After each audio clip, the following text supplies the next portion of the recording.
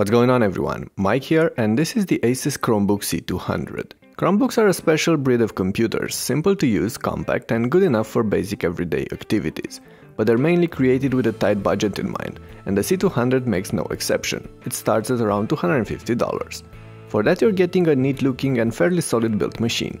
Plastic is used for the entire case, but there's no reason to complain about that. The matte soft texture on the hood feels very nice, although it easily catches smudges, while the metallic-like finishing on the palm rest is not bad either. On top of that, the C200 feels fairly solid and light, so I'd say you could toss it up in your bag just fine without worrying it might break. Lifting up the screen, you'll see a huge sticker on the palm rest, which looks poorly, and I'd advise you to peel it off carefully as soon as possible. That aside, the C200 delivers just what I'd expect from such a device. The screen is glossy and framed by a rather thick black bezel. Its hinge is big but solid, and the keyboard and trackpad do their job just fine. Around the sides, this Chromebook packs a decent selection of ports, with 2 USB slots, HDMI output and a card reader, plus a SIM slot for the cellular versions. Back to that screen, well, the 11.6-inch HDTN panel on this laptop is decent. Yes, the content is going to quickly fade away when looking from an angle, but as long as you watch it heads-on, you should be okay. It's definitely not as good as an IPS panel, and the glary finishing can get annoying in good light. But even so, I'd call the screen more than adequate for a device this cheap. The keyboard is actually even nicer, with better travel and feedback than what you'd expect from a regular Ultrabook, for example. There's no backlighting, and the layout will take some time to get used to, especially if you're on a Chromebook for the first time, as some of the keys are missing from this arrangement or have been replaced with standard Chrome commands. However, there are two things that bother me more than anything: the dynamic enter key on this European layout and the power button placed as the top right key. The trackpad is not bad either and fairly spacious for an 11-incher.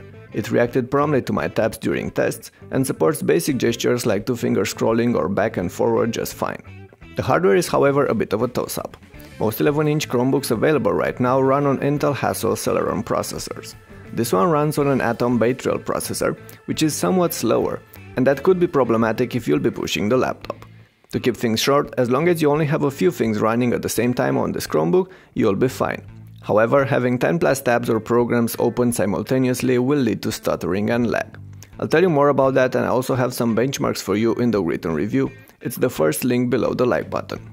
The C200 runs Chrome OS, a simplistic interface built around Google's Chrome browser. You can think of it as Android for laptops.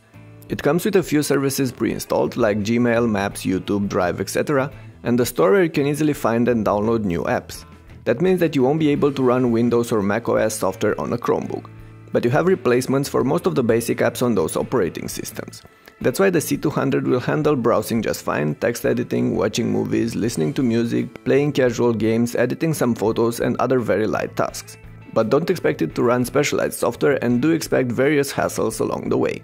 Not all of your movie files are going to work on a Chromebook. You'll have a hard time finding a proper image editor, and pretty much all apps, including most games, run in a browser tab and not in full screen as you might want. But we're not discussing the limitations of Chrome OS here. I'd reckon you're past that if you're after a Chromebook. Anyway, Chrome OS is also a cloud-based interface, which means that it needs to be connected to the internet to work properly. And the vast majority of its apps are just links to various web services. Some work offline as well, and the apps will later sync once you get back online, but many of them don't. That's basically why Chromebooks don't have a lot of storage space.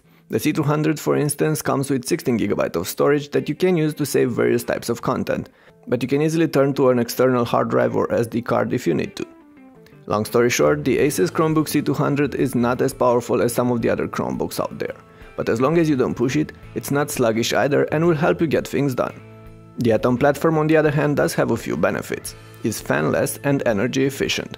So this laptop will run completely silent and mostly cool for roughly 8 hours of daily use, with Wi-Fi on and the screen's brightness set to 60%, which is not bad at all.